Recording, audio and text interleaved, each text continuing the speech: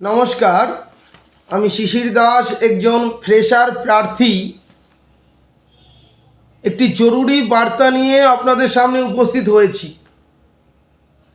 আপনারা কেউ video skip করবেন না দয়া করে, কারণ ভিডিওটি আপনাদের জন্যই করা। সুতরাং আমি বলবো আপনারা মন দিয়ে শুনবেন, কেউ এড়িয়ে যাবেন না, কেউ স্কিপ করবেন না। সম্পূর্ণ ভিডিও আপনারা শুনবেন, দয়া করে বলছি। কারণ এখানে আমার একার স্বার্থ না, আমাদের সকল ফ্রেশারদের স্বার্থ জড়িয়ে রয়েছে। আমরা ফ্রেশার্সরা একটি বিশেষ সময়ের মধ্য দিয়ে যাচ্ছি বা চলেছি। বর্তমানে ফ্রেশারদের স্বার্থটাও যেন ভিন্ন ভিন্ন খাতে বইছে। যে সমস্ত ফ্রেশাররা ওয়েটিং লিস্টে আছেন বা যে সমস্ত ফ্রেশাররা ক্লাস 9-10 এ ইন্টারভিউতে ডাক পেয়েছেন, যারা ডাক পেয়েছেন ইন্টারভিউতে বা 1 নম্বরের জন্য হয়তো ডাক পাননি, তাদের স্বার্থটা এক প্রকার। তারা চাইছেন এক্সপায়ারি প্যানেল থেকে কিছু সংখ্যক প্রার্থী বেরিয়ে গেলে তাদের লাভ।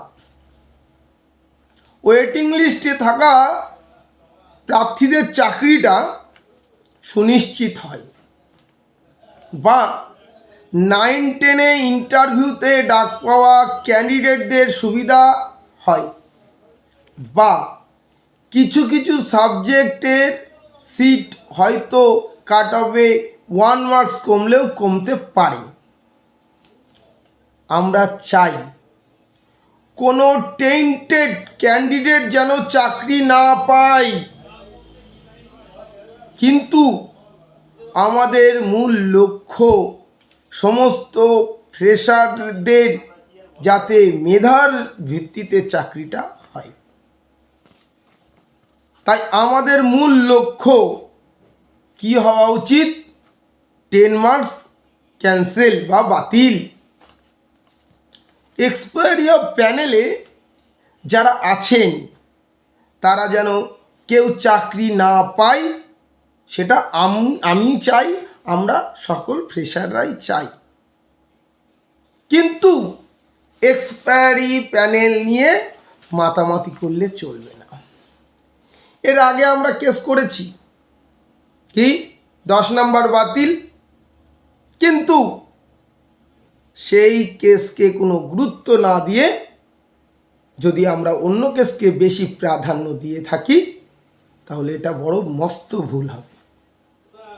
কারণ আমরা ফ্রেশারদের স্বার্থে লড়ছি, কোনো ক্ষুদ্র গোষ্ঠীর স্বার্থে লড়ছি না। আমি আগেও বলেছিলাম যে আমি 59 পেয়েছি, কিন্তু তৎসত্ত্বেও কিন্তু আন্দোলন করেছি।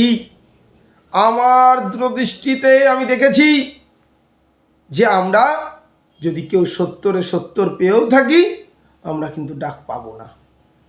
বলেছিলাম, সেটা বাস্তবে কিন্তু প্রতিফলিত হয়েছে, বাস্তবে কিন্তু সেটা দেখা গেছে।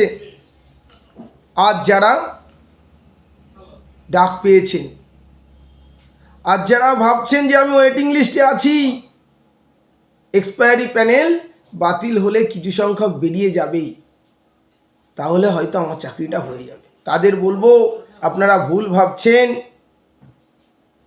হয়তো 2-1 জন পাবেন। এক্সপায়ারি প্যানেল কিন্তু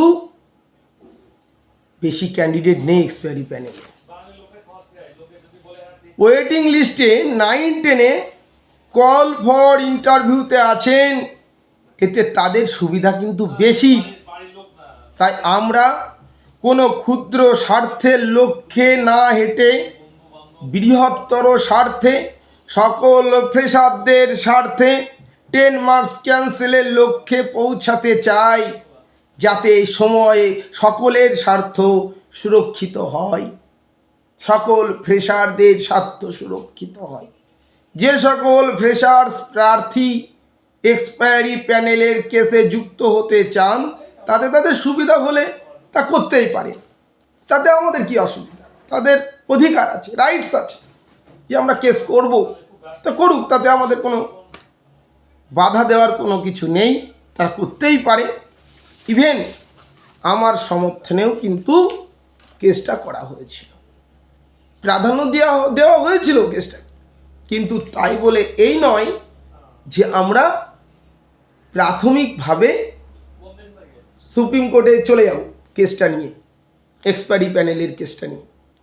আমরা যেটা করতে চাই সেটা কি, আগে 10 মার্কস বাতিলের কেসটা সুপ্রিম কোর্টে যাক, তারপর এক্সপায়ারি প্যানেলের কেসটা হবে। আমরা চাই যে সকল ফ্রেশার প্রার্থী এক্সপায়ারি প্যানেলের কেসে যুক্ত হতে চান তাদের সুবিধা হতে পারে। বললাম 10 মার্কস ক্যান্সেলের মামলাটা একেবারে লঘু করে দেখতে হবে, তার মানে এটা তো না যে 10 মার্কস ক্যান্সেলের ওটা আমরা লঘু করে দেখব। এমতো অবস্থায় আমাদের ফ্রেশারদের উচিত ক্ষুদ্র স্বার্থ অপেক্ষা বৃহত্তর স্বার্থের লক্ষ্যে এগিয়ে যাওয়া। কারণ 10 মার্কস ক্যান্সেল হলে ওয়েটিং লিস্টের ক্যান্ডিডেটরাও আরও ভালো কল পাবে, ডাক পাবেন। তারা 9-10 ইন্টারভিউতে ডাক পাওয়া প্রার্থীদের অনেক বেশি সুবিধা হবে। তাই সকল ফ্রেশারদের একতা একান্ত প্রয়োজন। এক্সপায়ারি প্যানেলের যে কেস সবাই বলছে 8,000 10,000, এটা একটা ভ্রান্ত ধারণা। কারণ AL নামে একজন বিখ্যাত আইনজীবী, তার সঙ্গে আমরা সাক্ষাৎ করেছি। সেই বিখ্যাত উকিল কি বলেছেন, তার যে স্পাইরাল বাইন্ডিং সেটা আমরা দেখেছি, সেখানে 3,500 থেকে 4,000, তার কিন্তু বেশি নয়, অল সাবজেক্ট। তাহলে ভেবে দেখুন আপনার সাবজেক্টে কত হতে পারে। কোনো যৌক্তিকতা অবশ্যই আছে, কিন্তু তাই বলে এই কেসটাকে অধিক গুরুত্ব দেওয়া হবে, এটা আমার মতামত। বা এখানে দীপঙ্কর ঘোষ, আমাদের সম্মানীয় দাদা, ভীম কুমার সরকার, শিরিন শেখ, অরিন্দম মণ্ডল, সুব্রত, অরিন্দম করণ, কামরুজ্জামান, এরা কিন্তু আমার মতামতের সঙ্গে বা আমাদের ফ্রেশারদের মতামতের সঙ্গে সহমত পোষণ করেছে। ফ্রেশারদের টাকা মূল মামলার নেপথ্যে খরচ করা হোক, মূল মামলার নেপথ্যে খরচ করা হোক। আমরা দেখেছি বৈশাখী ভট্টাচার্যের মামলা, সেখানে কিন্তু 10 মার্কসের কোনো কথাই হয়নি। 2016 সালের যে কেস হয়েছিল সেখানে 10 মার্কস ছিল না, তাই বলে সেখানে বৈশাখী ভট্টাচার্যের মামলায় 10 মার্কসের কথা নেই, সেটা তো বলছি। তাহলে MA ফাইলে 10 মার্কের বিষয়টা কি, সেটা কি হবে? এটা অযৌক্তিক বিষয়, কোনো যৌক্তিকতাই নেই। যদি 10 নম্বর বাতিল হয়, যারা ওয়েটিংয়ে আছেন তারা ভাবছেন যে এক্সপায়ারি প্যানেলটা বাতিল হলে হয়তো তাদের সুবিধা হবে, কিন্তু আমরা বলবো, আমি দীপঙ্কর ঘোষ, ভীম কুমার সরকার, শিরিন শেখ, অরিন্দম মণ্ডল, অরিন্দম করণ, সুব্রত মণ্ডল ইত্যাদি প্রমুখ, যে আপনারা মূল মামলায় ফোকাস করুন। আমরা প্রথম দিন থেকে আন্দোলনে যুক্ত, যখন কেস করেছিলাম পথের কুকুরের মতন রাস্তায় ঘুরে বেরিয়েছিলাম। কাদের স্বার্থে? ফ্রেশারদের স্বার্থে। তখন কাউকে পাইনি। এখন তো এরকম দাদাগিরি বা মাতব্বরি চলবে না। কয়েকজনের মতামতকে প্রাধান্য দিয়ে আমরা কেন ফ্রেশারদের বলি দিতে যাব? আমরা সকলের সাথে আছি, সকলের পাশে আছি। আপনাদের মতামত আপনারাই দেবেন, তাই না? আমাদের মতামত আপনাদের সামনে আমরা ব্যক্ত করলাম। এবার আপনারা কি করবেন সেটা আপনাদের ব্যাপার। আচ্ছা, ইতিপূর্বে এক্সপায়ারি প্যানেলের যে মামলা, B Bhattacharya, S Banerjee, S Dasgupta, ওনারা যাবেন আই ফাইল করে, আমাদের বিশ্বাস। তো আমাদের সহপাঠী ভীম কুমার সরকার তার টোটাল অ্যাকাউন্টের হিসাব দিয়েছেন। শিরিন শেখ তিনিও দিয়েছেন তার অ্যাকাউন্টের ক্লিয়ারেন্স। এবার আপনারা কোন অ্যাকাউন্টে টাকা দেবেন, সেই অ্যাকাউন্ট কি ক্লিয়ারেন্স পেয়েছে, এটা আপনারা চিন্তা ভাবনা করবেন। কারণ আপনি একজন পরিপক্ক ম্যাচিওর সম্পন্ন মানুষ। কোন মামলায় কে বেশি গুরুত্ব দিতে হবে, কোন সময়, সেটাকেই কিন্তু আপনি নির্বাচন করবেন। 10 নম্বর বাতিল না এক্সপায়ারি প্যানেল, দুটোকেই আজ গুরুত্ব দিতে হবে। তাই বলে এই নয় শুধু ডাল কাটলাম, আমরা একেবারে গাছটাই উপড়ে ফেলে দিতে চাইছি।